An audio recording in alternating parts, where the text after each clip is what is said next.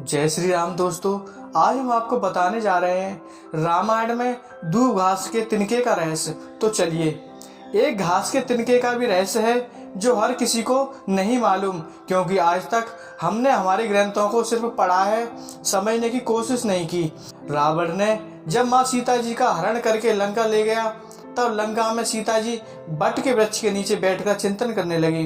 रावण बार बार आकर माँ सीता जी को धमकाता था, लेकिन माँ सीता जी कुछ नहीं बोलती थी। यहाँ तक कि रावण ने श्री राम जी के वेशभूषा में आकर माँ सीता जी को भ्रमित करने की कोशिश की, लेकिन फिर भी सफल नहीं हुआ।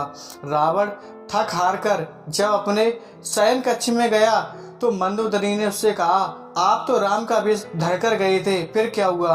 रावण बोला, जब मैं राम का रूप लेकर सीता जी के समक्ष गया तो सीता जी मुझे नजर ही नहीं आ रही थी। रावण अपनी समस्त ताकत लगा चुका था, लेकिन जिस जगत जननी माँ को आज तक कोई नहीं समझ सका, उन्हें रावण भी कैसे समझ पाता। रावण एक बार फिर आया और बोला, मैं तुमसे सीधे संवाद करता हूँ, लेकिन तुम कैसी नारी हो कि मेरे आते ही घास का तिनका उठाकर उसे ही घूर घूर कर देखने लगती हो। क्या घास का तिनका तुम्हें राम से भी ज्यादा प्यारा है?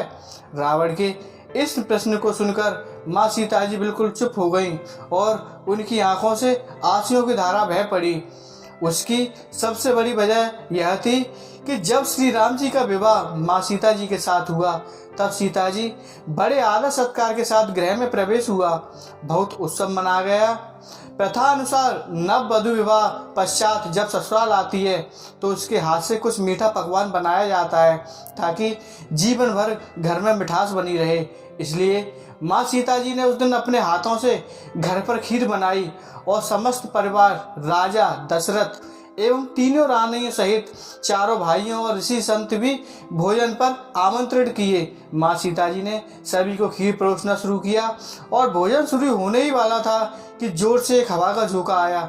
सभी ने अपनी अपनी पत्तलें संभाली। सीता जी बड़े गौर से देख रही थीं कि ठीक उसी समय राजा दशरथ की खीर पर एक छोटा सा घास का तिनका गिर गया, जिसे माँ सीता जी ने देख लिया। लेकिन अब खीर में हाथ कैसे डाले, यह प्रश्न आ गया। माँ सीता जी ने दूर से ही उस तिनके को घूर कर देखा, वो जलकर राख हो गया। सीता जी ने सोचा, अच्छा हुआ किसी ने नहीं देखा। लेकिन राजा दशरथ माँ सीता जी के इस चमत्कार को देख रहे थे। फिर भी राजा दशरथ जी चुपचाप रहे और अपने कक्ष पहुंचकर माँ सीता जी को बुलवाया। फिर उन्होंने सीता जी से कहा कि मैंने आज भोजन के समय आपके चमत्कार को देख लिया है।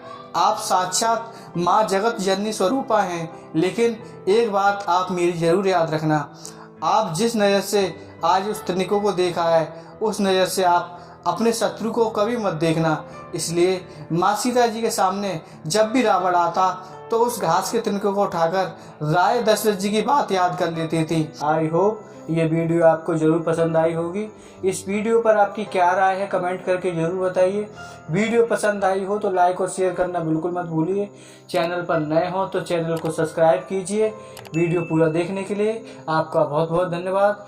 जय श्री राम, जय बालाजी महाराज, जय बाबा नीम करौरी।